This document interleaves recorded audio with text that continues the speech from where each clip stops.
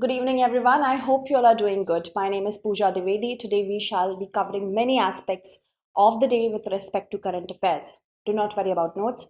It is provided through my Telegram channel, Pooja Dwivedi UPSC. If you have any queries, you can talk to me on my Instagram and follow me on my threads. These are the many events that we have to cover. First of all, let's talk about this question with respect to the Indo-Pacific Economic Framework. Consider the following statements. It was launched at the Quad Summit 2022. All ASEAN and Quad members are a part of it. So how many statements given above is or are correct? Indo-Pacific Economic Framework has been brought to ensure that those countries who lie in the Pacific region as well as the Indian Ocean region do not have to depend upon one trade bully or one specific country that provides them loan but at an exorbitant return. And this has been brought to the notice of the USA and many other Western countries. So the USA, it is a USA-led initiative, the IPEF, Indo-Pacific Economic Framework. And it consists of the countries that are in Quad, India, Japan, Australia and the USA, of course. And there are other countries which are a part of it as well. There are 7 countries from ASEAN who are a part of IPEF. IPEF in totality has 14 members. Except for Laos, Cambodia and Myanmar.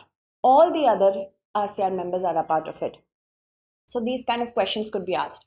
Another point to formulate a question could be, another way of formulating question could be, consider the following countries. The name of the countries will be given.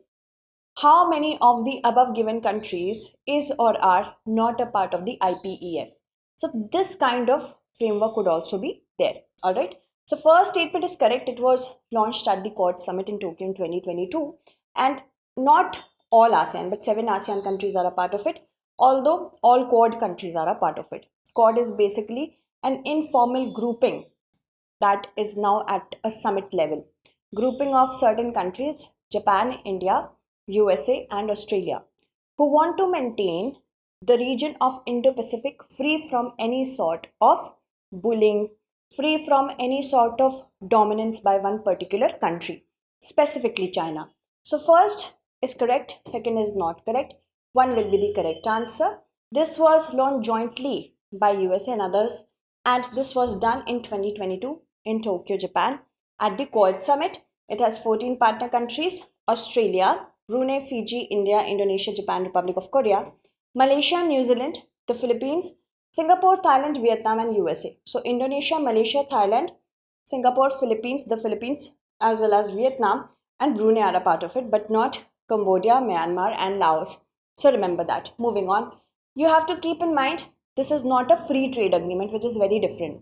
And it allows the members to negotiate the parts they want to, not a free trade agreement. The negotiations will be along 4 main pillars, including supply chain resilience, clean energy, decarbonization and infrastructure, taxation and anti-corruption, fair and resilient trade. So another way to formulate a question could be, pillars could be asked in your UPSC prelims. What or which of the given is not a pillar of the IPEF? So remember the 4 main pillars of it. All right, moving on. The Archaeological Survey of India was centralized under. The names of the viceroys have been given. Viceroys and of course governor generals. So one thing here you have to keep in mind, I'm not asking you about when was it formed. I'm asking you about when was it centralized. All right. So centralization has been done under Lord Curzon. By 1851, it was like an understood fact that India is a country which has a past filled with cultural and ancient historical artifacts. So there was a necessity to understand the East. If you want to dominate the people of the East, you have to understand about them. And by 1861, the Archaeological Survey of India was created. But it was only during the reign of Lord Curzon that it was seen we need to centralize it so that a new era of Archaeological Survey of India could be entered. So Lord Curzon, option A is the correct answer. The ASI has asked for 15 more days from a court to submit its report of a scientific survey of the Gyanvapi Mosque complex. The survey work has been completed. This has been done. But the technical reports are still awaited. That is why this time has been asked for. It comes under the Ministry of Culture. The primary responsibility is to do archaeological researches and protection of the cultural heritage of the nation. Specifically, two acts are enforced by it. The Ancient Monuments and Archaeological Sites and Remains Act of 1958 and regulates the Antiquities and Art Treasure Act of 1972. So keep these two in your mind. Sir William Jones, when he established the Asiatic Society on 15 January 1784 in Calcutta, we ushered into an era of understanding India archaeologically. Alexander Cunningham was appointed as the first archaeological surveyor from December 1861. John Marshall was appointed as the new Director General of ASI. Okay, under whom, of course, it was centralized Lord Curzon, and he vested all the powers of archaeology under the Director General. And John Marshall assumed charges in 1902, and a new era started in Indian archaeology. Next, consider the following statements. In September 2023, India's imports of Russian oil surged by 80% year-on-year basis. That means if we compare September 2022 to September 2023, the rise has been 80%. First this, India was the world's largest diamond importing nation in 2022 based on value, and it has also increased purchase of Russian diamonds. That means we are not only importing oil on a great basis but also diamonds. Alright, because European Union has actually banned the import of diamonds from Russia. Then Russia was the top oil supplier to India in April 2023 to September 2023. How many of the statements given above is or are correct? Recently, Dr. S. Jaishankar has said that the world should actually thank India for ensuring that the global inflation remains softened. How? Now, this is a battle of morality that is going on in the West right now. West doesn't want to purchase oil from Russia because it doesn't want to be seen as somebody who is hypocritical. But it wants to purchase energy, it wants to purchase oil. So India is purchasing oil, refining Russian oil, and then exporting it to different countries. In this manner, the oil supply in the world is not hampered, and the West is able to maintain its stance over the Russian war with Ukraine. So that is why Dr. S. Jaishankar has said that. Okay, so if we have to talk about the correct statements, the first one is definitely correct. India was also the world's largest diamond importing nation in 2022. We have been increasing Russian diamond imports from Russia. So second is also correct. Russia was the top oil supplier to India in April 2023 to September 2023. All three are correct. All three will be the correct answer. India's purchase policies have softened the oil and gas markets by its decision to continue transactions with Russia.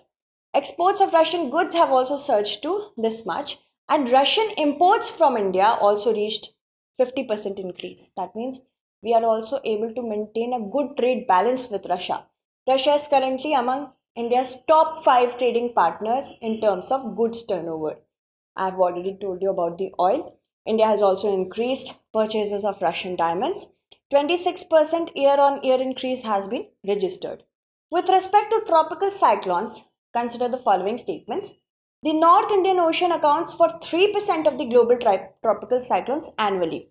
Every year, when we talk about tropical cyclones, 3% of them occurs in the North Indian Ocean. You have to know about all these things because India has a huge coastline. India is surrounded by the Indian Ocean in a very great manner, in a very impactful manner. That is why you have to know about the tropical cyclones. When it comes to disaster management, it is important. The Indian Meteorological Department serves as an advisory body to 13 countries who are affected or which are affected by the NIO basin. Which of the statements given above is or are correct? Now, if we talk about tropical cyclones, these are disturbances basically that form within the tropics, Tropic of Cancer and Tropic of Capricorn.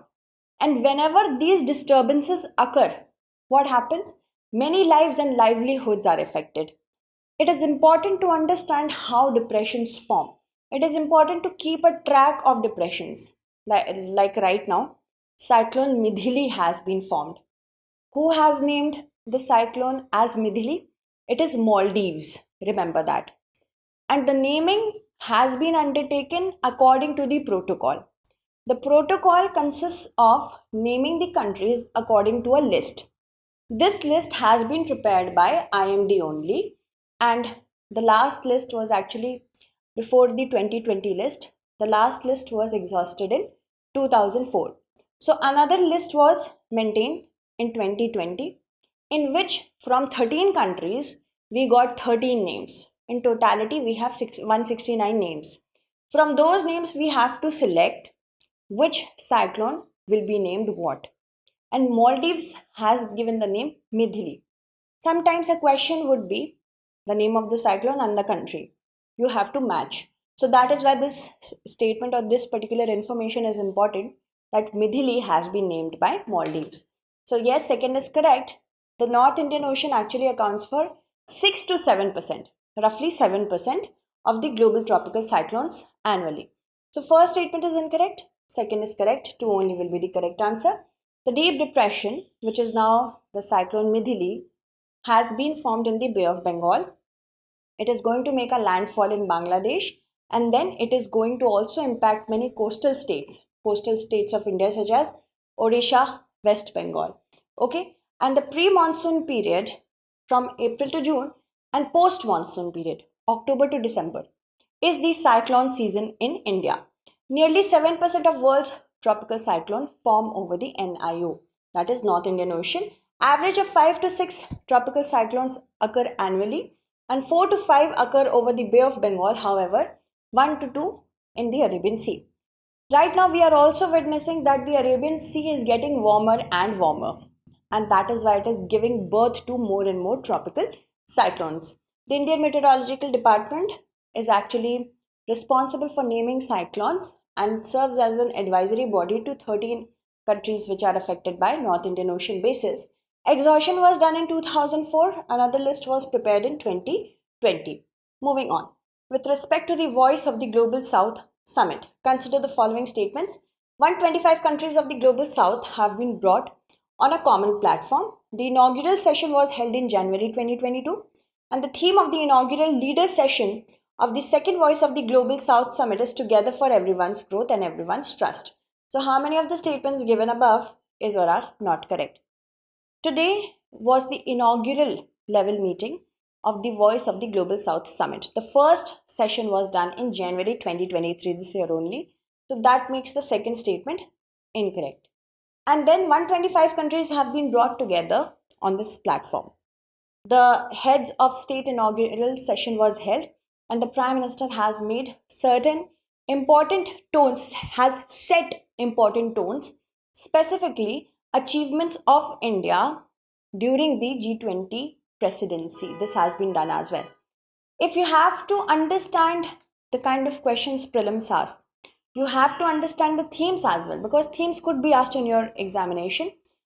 Everything from fact to fact and concept to concept has been clarified.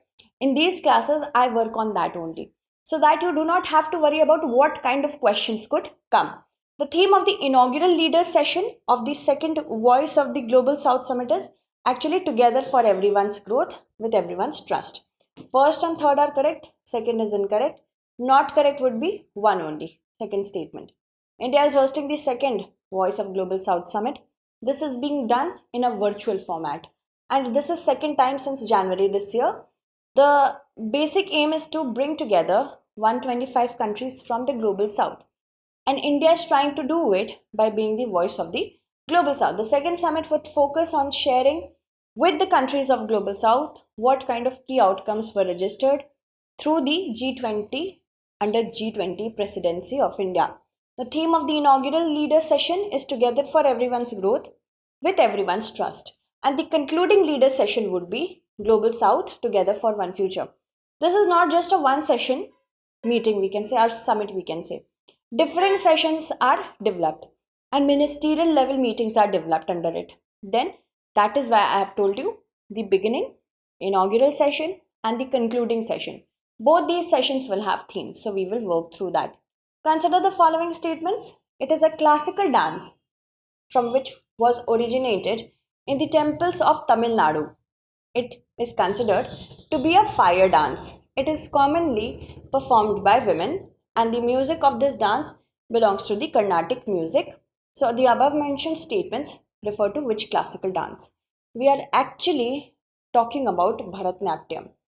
And do you know that the Nataraja idol of Lord Shiva, the Nataraja version of Lord Shiva, signifies this dance only, Bharatnatyam.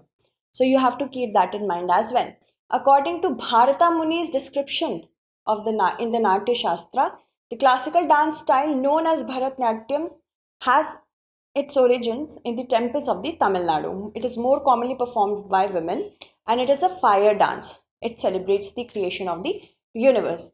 It is also first of India's traditional dances to be refashioned or redesigned as a theatre art and to be exhibited widely both at home and abroad in different manners. The music of Bharatnatyam belongs to the Carnatic style system of southern India. The Press Council of India was set up in 1956, 1987, 1972, 1966. This is a practice question. Make sure you answer it and I will take up your names in the next class. Let me take the names of those students who have already answered my last question correctly. Okay? So stay with me for a moment. A was the correct answer. Pragati has answered it correctly. Beg your pardon. User, Komal, Shruti, Ria, thank you. Ria Mindful has answered it correctly. Abhishek, Yashwant, Mukul, Ankit, Manish. Thank you, Manish. Abul, thank you. Master Veen.